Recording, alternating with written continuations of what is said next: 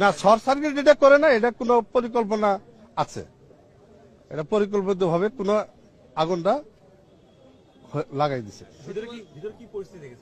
ভিতরে যত নথিপত্র আছে কিনা পুড়ে গেছে।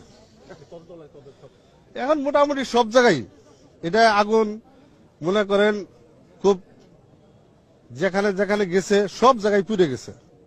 আমরা সব তো এখনো আইডেন্টিফাই করতে পারি নাই, আমরা করব, টাইম টু টাইম করব।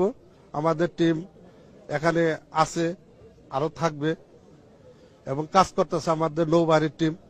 মনে হলো যে এটা পুরো পরিকল্পিত ভাবে এটা লাগছে, মনে হচ্ছে বিভিন্ন এটা জায়গা থেকে হয়েছে। মানে এটা একটা জায়গায় থেকে না, একটা সরকার শর্ট সার্কিট হলে একটা জায়গায় থেকে হয়, এটা হয়েছে কয়েকটা জায়গা থেকে। ধন্যবাদ আপনাদের।